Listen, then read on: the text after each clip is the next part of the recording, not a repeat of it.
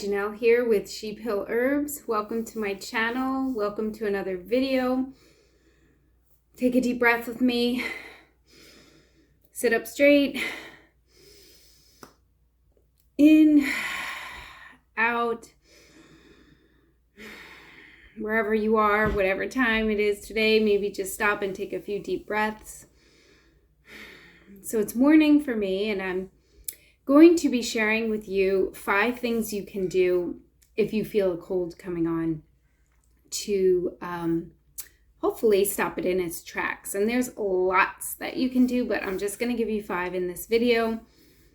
And I also want to remind you, if you have not signed up for my giveaway, not really signed up, entered my giveaway. I reached 1,000 subscribers last week, and I had a giveaway video. I am doing the announcing of the winner tonight on my Facebook page, my Sheep Hill Herbs Facebook page. It'll be linked below at 7 p.m. Eastern Standard Time. You still have a little bit of time to enter the giveaway, and to do that, go back to my giveaway video. I'm not going to explain it all here. Anyway, so if you're new, thanks for coming. I'm so glad you found me. If you have been here before, thanks for coming again. If everyone could please like, subscribe, hit the bell button, and leave a comment down below.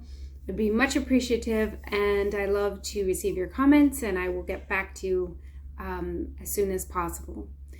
So in today's video, I'm going to share 5 things you can do. And like I said, there's many things you can do when you feel a cold coming on. But I've done this before, and it has worked to stop that from progressing, to halt it in its tracks. And the first thing is not really on the list, but you do need self-awareness and to be aware of your body and what it's telling you. If you are running on caffeine, you probably will not be able to catch it in time. It'll probably be too late. So you might start feeling tired and sluggish and not yourself. The first thing I would say that you need to do is stop, take a break. This is part of the list, to halt. You might be working, but at least like give yourself a time where like, I'm not going to work after this time.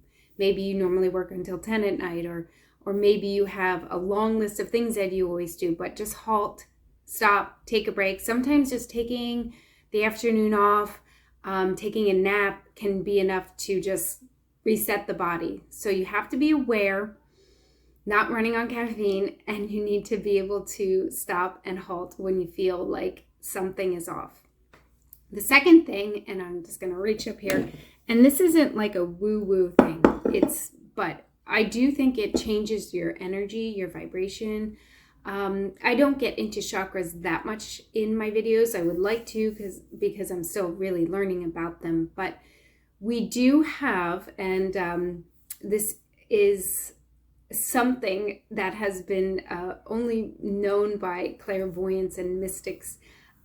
There is little scientific data behind this, but a lot of what I believe is intuitive and turning inward. So I believe in the chakra system, these 7 wheels of spinning energy from the base, the root, and you can't see me pointing, but the lower part of your spine all the way up to the top of your head. And when they are out of balance, and a lot of times they're out of balance because of emotional blockage. So smudging, and this is a sage smudge bundle. I do have videos on how to make smudge sticks. You can make your own. But what I do is I light the sage. I use a plate. This is a metal, it is a porcelain plate, but it does have like some gold filigree and glazing that it will not burn when I light the sage bundle. So you light the bundle, and I use my hand and just kind of like waft the smoke over my whole body, going up and down. And then, to be honest, if I'm at home, then I'll go through each room of the house. At the very least, it changes the smell and the feel of the home. But there are properties in sage, in antimicrobial herbs that are released into the air that help purify the air if you have like a lot of technology, a lot of devices, smudging can change that frequency in the air, change the vibration, which sometimes we're just like really run down because we're on devices a lot. So am I on number 2? Halt. The first thing to do, stop, take a break. Second, I would do smudging. Third thing would be to make a big pot of tea. Now, I just grabbed one jar I had. This is catnip. I like catnip or red raspberry leaf. Catnip because it supplies you with B vitamins for the nervous system, which oftentimes when we get sick, we have overworked our nervous system, where our nerves are kind of frayed and shot. So making a large pot of tea, and I say a large pot, like a quart at least, so that you would fill up a quart jar with your tea, can keep it in the fridge, that way you know your measurements. But if you want to drink it hot, then just measure with the quart jar, pour the quart jar of water into the pot, make your tea, and then scoop off, I use a ladle usually, and scoop off with the ladle and just drink your hot cups of tea, but making sure that you have at least 4 cups during the day. Sometimes just that alone, and then the next day you feel like rejuvenated and you feel well, because you've had some extra hydration and you've had the vitamins and minerals from the herbs that you were drinking. Like I said, catnip or red raspberry are probably the 2 that I would go to first if I start to feel like run down or something's not right, or I might be getting a cold. Okay, so the third thing, or that is the third thing. The fourth thing on my list would be to drink some fire cider. And I have a video on my version of Rosemary Gladstar's fire cider. I have some right here. It's I had to make a quick version of this the last couple days because I did feel a sickness coming on. Like I just didn't feel right. It felt like my body fighting. So typically when I make the fire cider, I let all of the onion, the garlic, the peppers, and the ginger, turmeric soak in the vinegar for 2 weeks. But I didn't have any made, so I cut everything up, put it in the jar, and then I poured actually everything into a saucepan and simmered it about 10 minutes to like pull out the properties into the vinegar. And then I added my honey and poured it back into this jar. And then yesterday I had like little shot glasses of it a couple times. I was using it in my salad dressing, and that's something you can just add to salad dressing whenever you want to. It's a little bit spicy, but it has a really good flavor. So I'm at 4. So we're doing 5 things you can do to help halt a cold in its tracks if you feel it coming on. And the first was to just basically stop, take a break, to rest, to get more sleep, to smudge your house, smudge your body with a sage smudge stick. I like mugwort, pretty much any herb you want to use. You could make smudge sticks out of peppermint. I do not.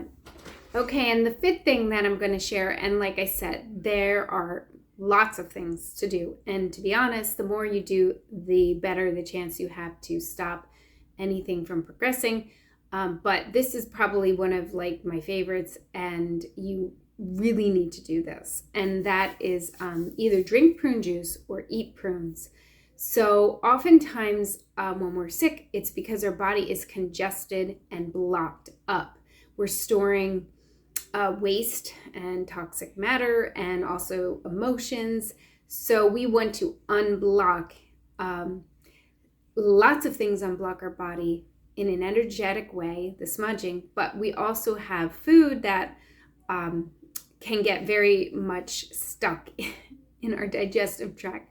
So drinking 8 ounces of prune juice, or what I do is I take prunes and I'll take actually like the whole container and stew them with like maybe a cup of water and some cinnamon on the stove for 15 minutes, and then serve that at a mealtime. And then I'm also eating lightly. I'm cutting way back on the richness of food. I already pretty much I know I'm not a vegan. I do eat meat, but I do not eat any more like giant slabs of meat. Meat is like in my salad, or it's in my soup, or maybe I'll have like a piece of chicken, but I mean a small piece of chicken. I try to eat more vegetables than anything else, but because I do not eat grains, because I don't digest them well, I feel like I need some kind of meat protein. That's just my body. Knowing your body is also really important. So prunes, either 8 ounces of prune juice, or maybe like a half a cup of stewed prunes that you can just eat sometimes with breakfast. I eat it with breakfast, or even like a dinner or something like that, a late dinner. But the prunes will help to move the digestive tract, to move the bowels, and to help you to get rid of excess toxins and waste that like bog down the body, and usually is a precursor before getting ill. And that's something I learned from Dr. Christopher. He loved the prune juice remedy, and we always incorporate it. So I hope you enjoyed this video. Hope you learned something you didn't know. Please come back again and comment on your way out. And thank you so much. Bye for now.